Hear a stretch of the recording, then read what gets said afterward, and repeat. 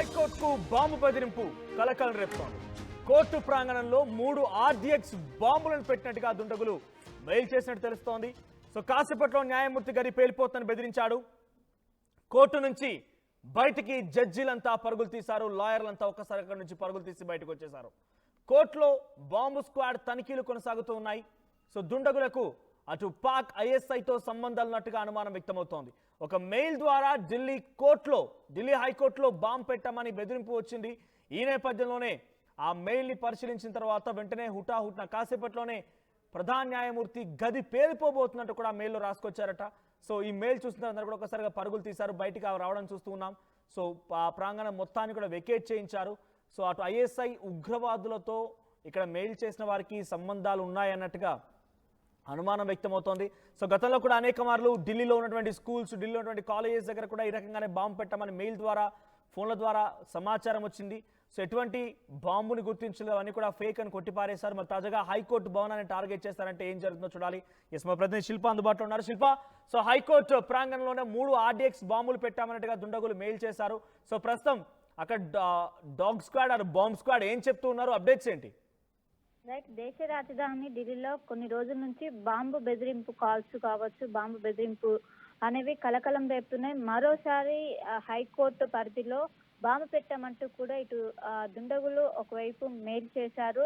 ప్రస్తుతం అక్కడికి వెళ్ళి బాంబు స్క్వాడ్ కావచ్చు, పోలీసులు తనిఖీలు చేస్తున్నారు. ప్రధానంగా 3 బాంబులు పెట్టాము, 3 బాంబులు పెట్టి మధ్యాహ్నం 2 గంటల వరకు కూడా అవి పేలబోతున్నాయి అంటూ కూడా ఒకవైపు మెయిల్ ద్వారా ఇన్ఫర్మేషన్ ఇచ్చారు. దీంతో వెంటనే అక్కడికి చేరుకున్నటువంటి పోలీసు కావచ్చు, డాగ్స్ అక్కడ ఉన్నటువంటి ఏదైతే హైకోర్టుని మొత్తం లోపల ఉన్నటువంటి ఎంప్లాయీస్ అందరినీ కూడా బయటికి పంపించి అడుగడుగునా ప్రస్తుతం గాలిస్తున్నారు. ఈ మధ్య కాలంలో ఇటు స్కూల్లో కూడా పదే ఇలాంటి బాంబు బెదిరింపులు అనేవి వస్తున్నాయి. దీంతో ఇప్పటికే అక్కడ ఉన్నటువంటి తల్లిదండ్రులు కావచ్చు, ప్రతి ఒక్కరు కూడా ఒక ఆందోళన వ్యక్తమవుతుంది, ఒక భయానికి గురవుతున్నారు. మరోసారి ఇటు హైకోర్టుకి రావడంతో పెద్ద ఎత్తున ఇప్పుడు సంచలనంగా మారింది. కనిమొళి తెవేడి అనే పేరుతో ఈ మెయిల్ వచ్చినట్టు ఇప్పటికే పోలీసులు గుర్తించారు. ఆ మెయిల్ యొక్క ఐపీ అడ్రస్ ఆధారంగా ఆ దుండగులను పట్టుకునే పనిలో ప్రస్తుతం పోలీసులు ఉన్నారు. ఓన్లీ ఇక్కడ నుండి చేశారు. ప్రస్తుతం అయితే వాళ్లకు ఉగ్రవాద లింకులు ఉన్నట్టు కూడా, పాక్తో లింకులు ఉన్నట్టు కూడా ప్రస్తుతం పోలీసులు గుర్తించారు. సో ఆ దిశగా ప్రస్తుతం పోలీసులు ఎంక్వైరీ చేస్తున్నారు. వాళ్ళకు గతంలో ఉన్నటువంటి ఏంటి అని కూడా ప్రస్తుతం అయితే పోలీసులు సమాచారం అయితే సేకరిస్తున్నారు.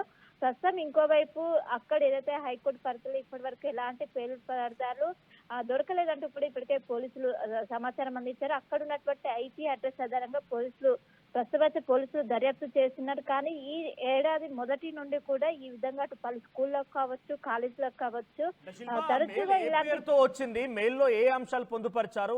ఈ హైకోర్టు భవనం ఒకటేనా, ఇంకేదైనా కీలకమైనటువంటి ప్రాంతాలను టార్గెట్ చేశామన్నట్టుగా వాళ్ళు చెప్పుకొచ్చారు?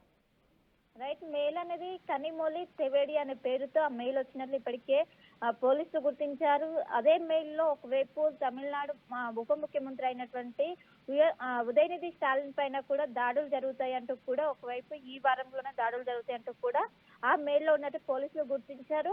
ఆ మెయిల్ యొక్క ఐపీ అడ్రస్ ఆధారంగా వాళ్ళని పట్టుకునేందుకు ప్రస్తుతం పోలీసులు గాలింపు చర్యలు చేస్తున్నారు. మొత్తం మీద గత కొన్ని రోజుల నుంచి అటు స్కూళ్లకు, కాలేజీల వరకు ఎక్కువగా ఈ బెదిరింపు కాల్స్ కావచ్చు, అటు విమానాలకు కూడా చాలా వరకు కూడా వచ్చాయి. కానీ ఇప్పుడు మొదటిసారి ఇప్పటి వరకు కూడా హైదరాబాద్ లో చాలా సార్లు బాంబు బెదిరింపు కాల్స్ వచ్చాయి. కానీ అటు దేశ రాజధాని ఢిల్లీలో మాత్రం మొదటిసారి హైకోర్టుకి ఈ విధంగా బాంబు బెదిరింపు మెయిల్ అనేది వచ్చింది. ఆ మెయిల్ కు సంబంధించి ఎక్కడి నుండి వచ్చింది, ఐపీ అడ్రస్ ఆధారంగా ప్రస్తుతం పోలీసులు దర్యాప్తు చేస్తున్నట్టు కూడా తెలుస్తుంది. సో గతంలో వచ్చినటువంటి మెయిల్స్ ఏదైతే స్కూల్లో కావచ్చు, కాలేజీలకు వచ్చినటువంటి ఆ మెయిల్స్ ని ఇప్పుడు వచ్చినటువంటి మెయిల్స్ ని కంపేర్ చేసి ఒకరే చేస్తున్నారా, ఇంకెవరైనా చేస్తున్నారు? ఇప్పుడు వచ్చినటువంటి మెయిల్ ఎవరైతే పెట్టారో దానికి సంబంధించి ఏమైనా ఉగ్రవాదుల నుంచి ఏమైనా లింక్ ఉన్న దాన్ని కూడా ప్రస్తుతం అయితే పోలీసులు ఎంక్వైరీ చేస్తున్నారు. వాళ్ళు ఏదైతే హైకోర్టు ఆవరణలో 3 ఆర్డీఎక్స్ బాంబులు పెట్టినట్టు కూడా చెప్పారు. మధ్యాహ్నం 2 గంటల వరకు కూడా అది పేలుతుందని ముందుగానే అందరినీ కూడా బయటికి పంపేయాలంటూ కూడా దుండగుల నుంచి మెయిల్ రావడంతో వెంటనే పోలీసులు అలర్ట్ అయ్యారు, అక్కడికి చేరుకున్నారు. ఆ భవనాన్ని మొత్తం కూడా వెకేట్ చేయించారు. మొత్తం లోపల ఉన్నటువంటి అడ్వకేట్స్ కావచ్చు, ఎవరైతే న్యాయమూర్తులు ఉంటారో వాళ్ళందరూ కూడా బయటికి పరుగులు తీశారు. విషయం తెలుసుకున్న అనంతరం పరుగులు తీశారు. ప్రస్తుతం అయితే తనిఖీలు కొనసాగుతున్నాయి. ఇప్పటి వరకు ఎలాంటి పేలుడు పదార్థాలు ఎలాంటివి కూడా లభ్యం కాలేదు. మొత్తం కావాలని ఈ విధంగా చేస్తున్నారా ఏంటని కూడా మొత్తం కూడా ఫేక్, గతంలో వచ్చినటువంటి అన్నిటిని కూడా ఫేక్ అని పోలీసులు నిర్ధారణకు వచ్చారు. సో ఇప్పుడు వచ్చినటువంటి మెయిల్కు సంబంధించి ప్రస్తుతం పోలీసులు ఎంక్వైరీ చేస్తున్నారు. ఎందుకంటే అటు ఉగ్రవాదులతో ఏమైనా లింకులు ఉన్నాయని కూడా ప్రస్తుతం అయితే పోలీసులు ఐపీ అడ్రస్ ఏదైతే ఉంటుందో దాని ఆధారంగా ప్రస్తుతం పోలీసులు అయితే ఎంక్వైరీ చేస్తున్నారు.